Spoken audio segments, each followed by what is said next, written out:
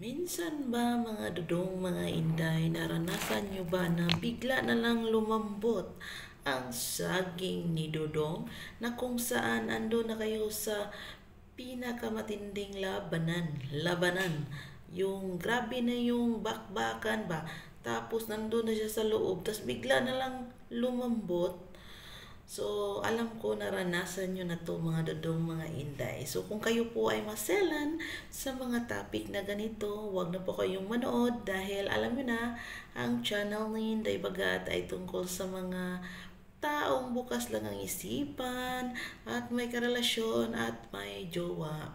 Kung ikaw ay wala dito ay hindi ka makarelate, huwag ka na pong manood para hindi na po sasakit ang inyong so, balik tayo sa ating topic mga dudong, mga inday. So pasensya na minsan lang ako mag-upload kasi minsan nawawalan ako ng content, nawawalan ako ng topic. So mas maganda magtanong kayo sa akin.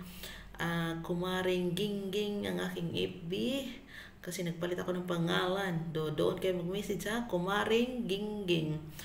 Walang ano doon, iba, Kumaring Gingging. Mabilis naman makita ang mukha ko doon. Mag-message kayo para may topic naman ako para kung gusto nyo magtanong. No?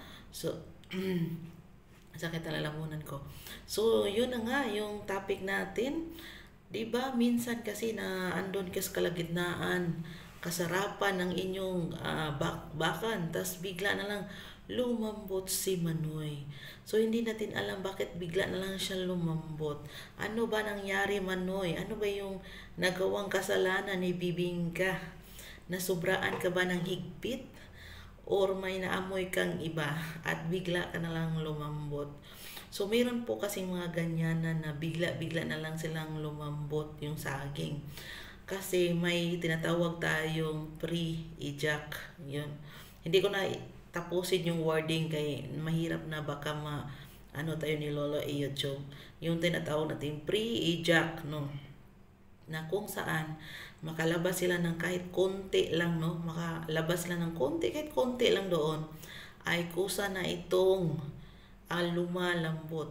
Yung minsan naman ay stress sila, yes.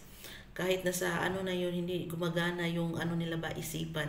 Kasi isa po sa pinakamagandang gawin natin ay i-enhance natin ang ating isipan. Kung hindi kaya-aya ang tao na ating ginawang bakbakan or ano dyan, paganahin po natin ang ating mga utak, mga dudong, mga inday.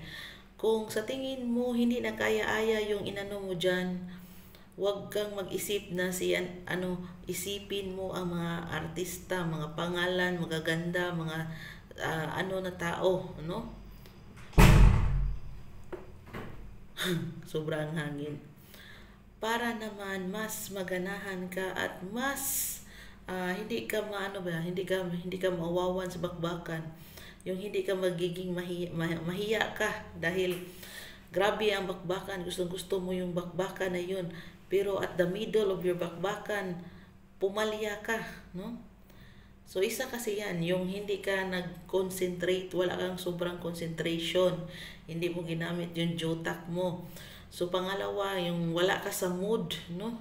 Wala ka sa mood talaga, parang may kulang, no? Parang may kulang talaga, parang sa isip mo, may kulang, hangin, ano ba to, mga ganyan. So, ang iba naman ay may tinatawag tayong yung pre-jack, no? Isa yan sa hindi nila mapipigilan talaga na kusang lumalabas, no? Ayaw na mapigilan. At pag lumabas na, ayan mo na mangyayari. Wale, bitin na bitin si Inday. At pag bitin si Inday, alam mo na ang mangyayari, mga dudong, no? Alam mo na ang mangyayari. Hindi lang away, no? So, baka mag-ano na yan, napalitan ka ng iba. So, yan lang muna ang ating maibabahagi. Meron pa tayong ibang topic. Pero alam nyo na, ano tayo sa oras, no? So, gagawa pa ako ng ibang video. So, pasensya na sa ating mukha na to. Wala talaga to, hindi talaga to napahilot ang mukha na to. So, hanggang dyan lang muna ang ating video.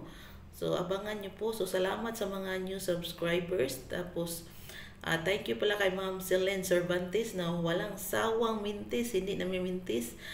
na papanood sa aking video. Salamat sa pagsuporta, ma'am. Selen Cervantes, hello ma'am, at kay Sir Salde, no? So kung gusto nyo magtanong, message nyo lang ako sa aking FB page, Kumaring Gingging.